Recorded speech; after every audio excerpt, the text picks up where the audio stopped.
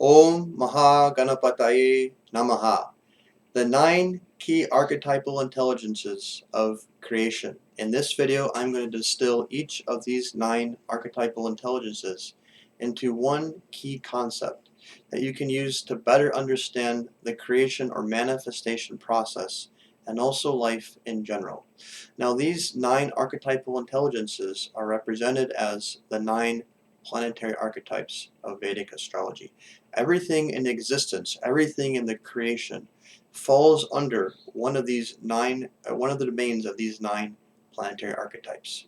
They include the Sun, the Moon, Jupiter, Venus, Moon, Mercury, Rahu, Ketu, Saturn. So I'm going to now go through each of these 9 things and go to the key concept, bearing in mind that these planets represent many different things. So the context of this is creation. So it starts with the Sun, who is the king, or the soul. The key concept here of the Sun is inspiration. Inspiration comes from the Sun, or the Moon represents the inspired. So the Sun as the soul inspires or impregnates the mind, the inspired. Similarly, or to give you an example, the Sun is the masculine principle, the fixed masculine principle, which is represented as a square, and the Moon is the dynamic feminine principle, which is represented as a circle. Now, just like a man impregnates or puts in or inspires a seed into the mind or the womb of the woman adapts that seed to become an expression, an externalization. So the Sun is inspiration, the Moon is the inspired, and the Moon adapts the inspiration to be externalized. Then you have the 2 counselors or advisors as Jupiter and Venus. The key concept of Jupiter is joy. The key concept of Venus here is pleasure. Jupiter wants to mold the idea or advise or counsel the idea so that it creates joy. Joy being characterized or defined as an inner happiness. And to do that, Jupiter advises to make sure that this creates morality or righteousness, higher principles. Where Venus, the key concept here is pleasure. Venus wants to make sure that the manifestation contributes to adding pleasure, being characterized or defined as an external happiness. So culture, beauty, fashion, music, dance, these is the domain of Venus. Comforts and luxuries of life. And then now together, this represents an abstract idea which has been molded or inspired by the Sun, received by the Moon, which is the mind, the receptacle, adapted for externalization, and then further molded by the 2 counselors. This together represents the abstract vision.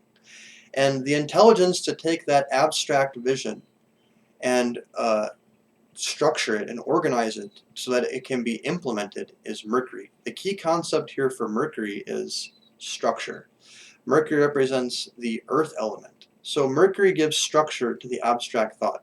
Mercury is the manager. Mercury is the discrimination. And Mercury is expression. So Mercury takes the abstract thought and then organizes it into a series of tasks, just like a project manager does. A project manager is Mercury. They take the abstract vision and they organize it into a series of tasks and then delegate it. They express it. They communicate how it needs to happen. Mars here represents the key concept of Mars is the doer. Mars is the one who actually goes out and does the tasks. He's the dexterity, the skill that does the tasks. The actual one who is like the soldier who goes out and does the battle.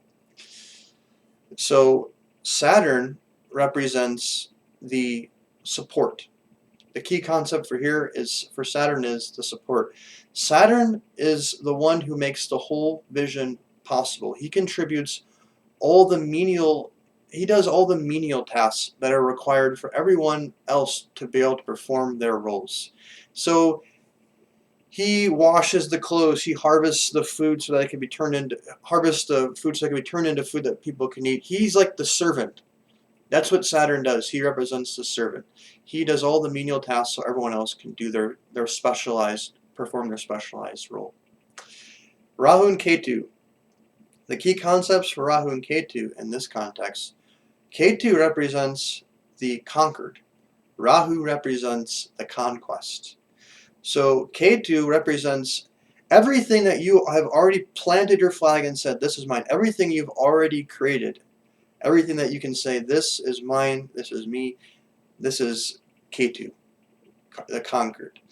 Rahu as the conquest represents what you're trying to go and conquer next, what you're trying to go and fulfill, what you're trying to go and create next.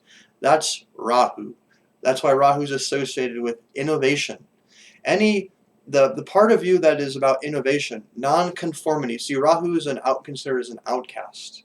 So he doesn't want to conform to the known, because that's Ketu's domain. Rahu is all about innovation. So he has to be an outcast because he's about breaking free from the known and going into the unknown to conquer new and explore new things. That's Rahu. So by understanding these key concepts, you can understand different areas of life, even without knowing anything about astrology, such as how to read a birth chart, of what areas you need to strengthen. For example, if you're someone who's very creative, you have lots of fantastic ideas, but you can't figure out how to take that idea and then turn it into, express that idea into something that can be implemented. That's showing that your Mercury is perhaps weak. Similarly, if you're lazy, even if you know how to do it, but you're feeling like you don't have a lot of motivation, you don't have a lot of fire, because Mars is about the fire. If you're feeling lazy, that's showing you're a problem with Mars. Now Saturn is, I have to say, Saturn is probably one of the most, if not definitely, very, very, very important, because to do anything, while it seems so simple. So I'll give an example. Okay, say you're a blogger, you want to start a blog. Okay, when you think of blogger, you sits down, you type some things, and you push a button, and that blog is then available for the world.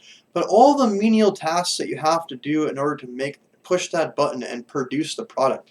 First, you have to go and figure out how to set up a website. Then you have to organize and do all the menial things. Then you have to, organize the blog and make sure you're tagging it all properly. You have to put the pictures and design it. You have to format it. You have to do your research about different things that you're referencing in the blog. All these little menial things that you have to do just to produce the actual blog itself, that's Saturn.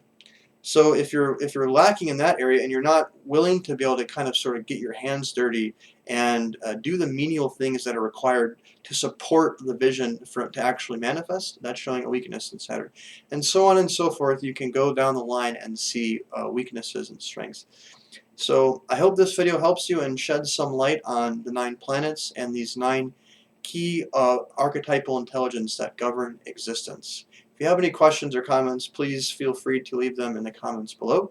And if you want to be notified for future videos, please click subscribe and the bell notification. God bless.